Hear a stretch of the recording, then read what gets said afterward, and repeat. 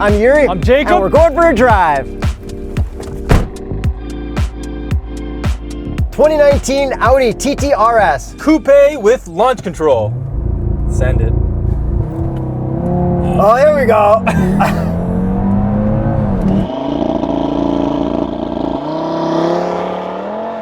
And if you like that launch as much as we did, subscribe and hit the notification bell. We're launching every car now. Horsepower and torque. 394 horsepower, 354 pound-feet of torque from a 2.5 liter inline 5-cylinder turbo. And is that the exact same thing from the RS3? Yes, this has the exact same drivetrain. So what did you think of that launch control? Pretty aggressive, eh? It's definitely pretty aggressive, but right off the line it's a little slow, and then right away it picks up. Yeah, I was actually shocked at how fast this was. I don't remember the RS3 being this fast, but... It's really close. 0 to 100 kilometers for this car is 3.7 seconds, and 4.1 for the RS3. Okay, so we haven't done an Audi TT yet, so let's talk about the looks and the weird things you probably don't expect from an Audi TT. So the Audi TT really started out as a revolutionary product. Nothing else ever looked like this before. Yeah, it was like round circle tubes. It almost looked like Mario tubes, do you know what I mean? Kind of like a really good looking Beetle. Yeah, I can see that. And to my surprise, this is a 4-seater. Yeah, I know. I got in, I'm like, oh yeah. And then the TTRS only comes in a hardtop, but you can get a convertible in a non-RS TT. Correct. I think these are the best Audi RS headlights. So on any RS model that Audi makes. Yeah, because they have the line at the bottom. The other ones that come in from the top, like the RS5, I think these are the sweet spot. I think I really like the ones on the RS5, but I understand where you're coming from. And then our front grille is just like massive. It looks very aggressive, like lots of real vents. Yeah, and because this is an RS, it does say Quattro up in the front. And it's been refreshed for 2019, so everything's kind of like bigger and wider up front. Yeah, it's kind of got that like more aggressive, sharp look like the new R8 has. Yeah, very similar. Which I don't fully like. And then if we move over to the side view, it's still like a very like half moon shape. Yeah, it's a baby R8. And it's got like nice big fender flares. It does, and it's not like a fake fender flare, it's like a real one. And then we got some pretty sharp looking wheels on this. Yeah, I do like these wheels. And then we've got nice big RS brakes as well. Yeah, they're huge. And then what's the Continental recommended tire for the Audi TTRS? Continental Sport Contact 6. And then the last thing for the side view, I guess, is we got a cool gas cap.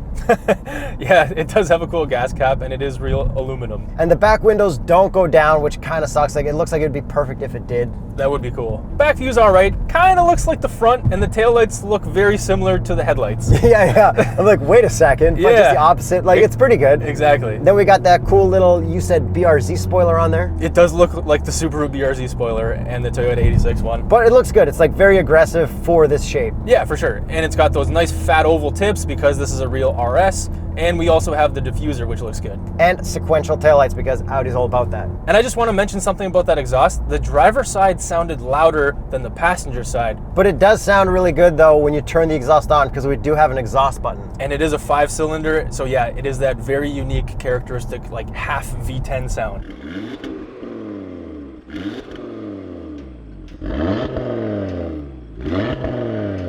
Does this not sound better than the RS3 for some reason?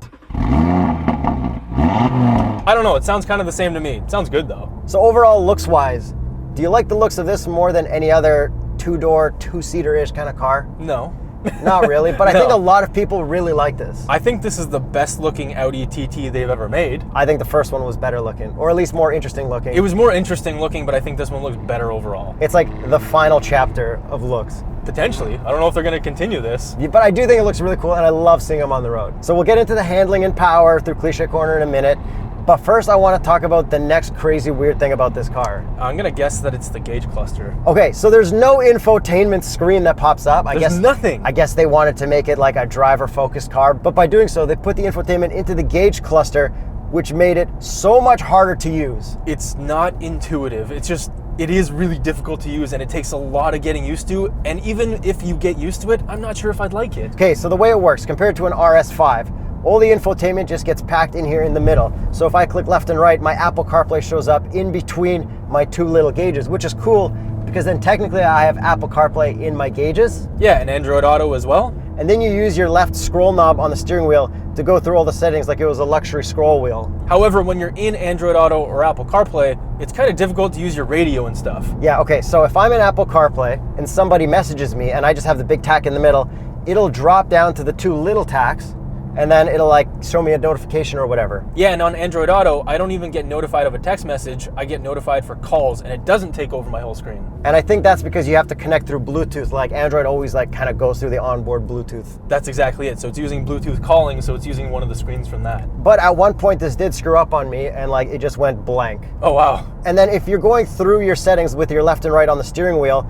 if you accidentally scroll past your satellite radio, which you have to control through your gauges, then it stops your Apple CarPlay because it thinks you've switched to satellite radio. It's very distracting. Pretty much the worst. Yeah. Like Audi has the best infotainments, which I think we've already awarded them for in the A7 and stuff. And now they have the worst as well. Yeah, this is really bad. And I think it's the same in the R8. Yeah, maybe. I think it is very similar. Because even your reverse camera shows up in the middle, which is pretty muddy. But if you don't plug in your phone, you've got the nice gauges from the RS5. So like there isn't really too much of a problem. And to be honest, if I didn't plug in my phone, I didn't use any Android Auto, I just used the radio, and I enjoyed the really good gauges, I would have no issue with it. But on the bright side, I don't think anyone who buys an Audi TT is going to care. Probably not. I think if anything, they're going to be like, I'm in a small version of an R8 because I got my drive selector on the steering wheel, I got my start stop on the steering wheel, I just can't afford an R8, so I got a little one. And I totally get that, and I wouldn't fault anyone for getting this because of that reason alone. And it cleans up the dash too. Yeah, but I would rather just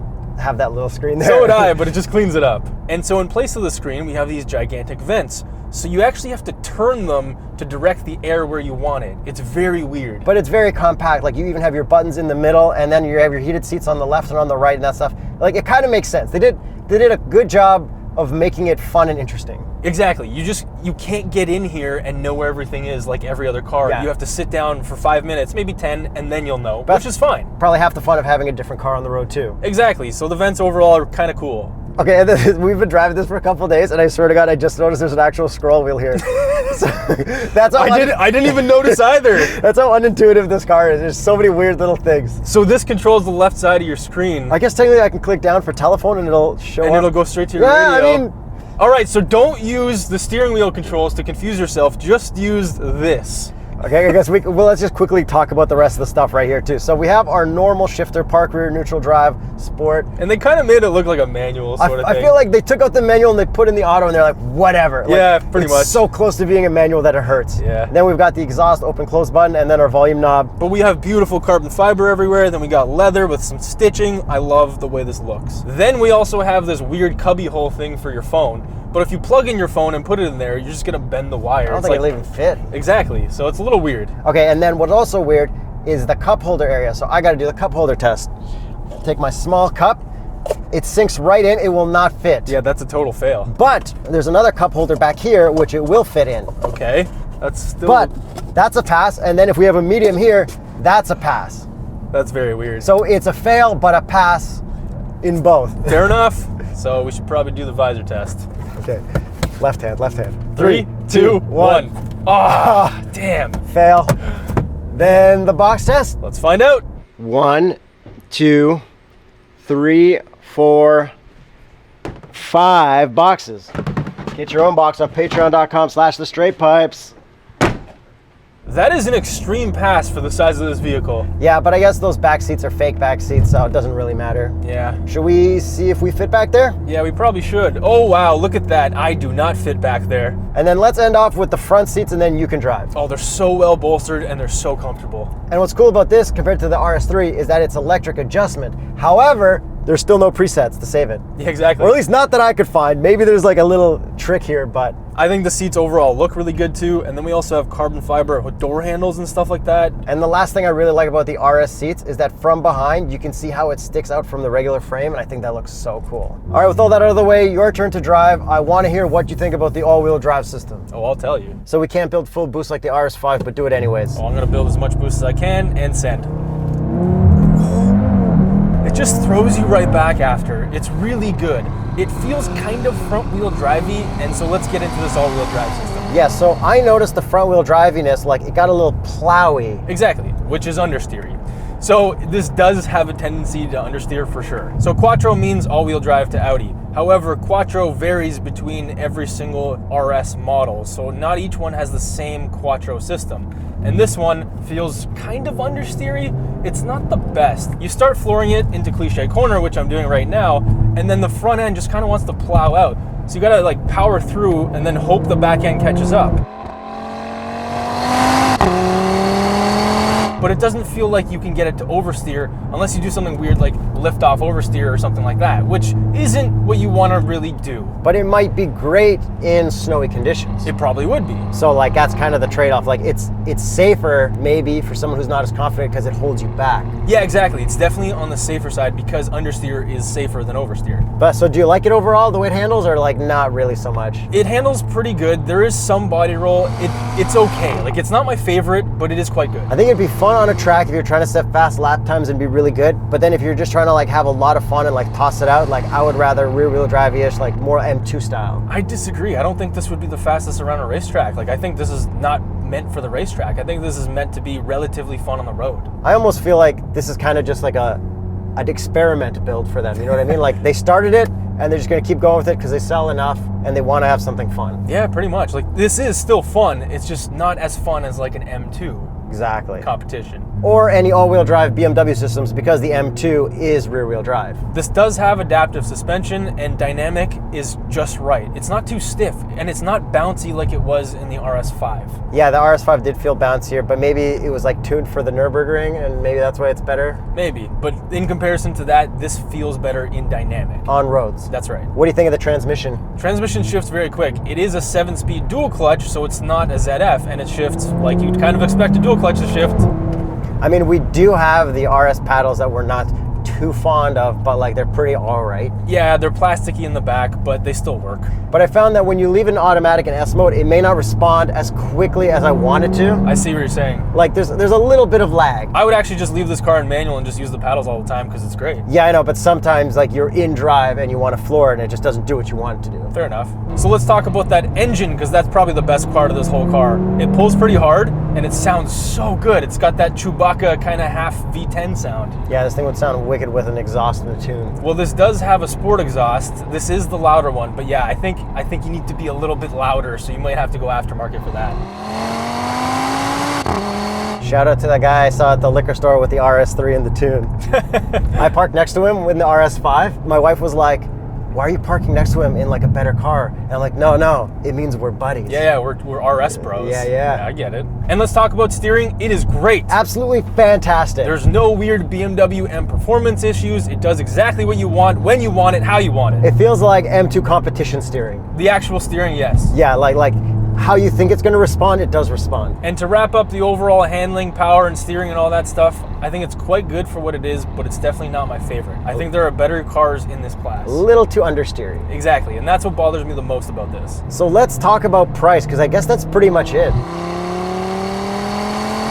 This starts at $73,600. Canadian. And this one is $81,935. I think that's too much. That's a lot of money. That's a lot. Like, it's really cool, but I don't know if it's that cool. The materials and stuff are good for that price, but it's just overallness, like the feeling that I get from it, it's not quite there because the Supra competes with this now. We haven't driven it yet. The Corvette Grand Sport competes with this. The Cayman competes with this. That's the problem. It'd be really interesting to see this on a track because I feel like this would be very fast on track. I disagree because of that understeer. And the other reason you might have to go for this one is because it's all-wheel drive and none of those other cars are all-wheel drive. And I think an M2 competition would be way more fun and still faster than this on a racetrack and on the roads. Yeah, I think this is a niche car though. I think it is. Like, if you're going to buy this, you don't really care about the price. It's kind of like the Beetle. Yeah, where like you really want a TT or something that looks different. Like, technically it competes with those cars, but realistically, if you want it, you're just gonna buy it anyways. It seems like one of those cars. And I'm okay with that. It's like a baby R8. If you can't afford an R8 and you love the look of the R8, you just kind of have to get this. So let us know if you have an Audi TT, ever had one, got an Audi TTRS. What's the deal? Why do people like it so much? Don't forget to subscribe and hit the notification bell. Patreon.com/TheStraightPipes and get cool t-shirts at Teespring.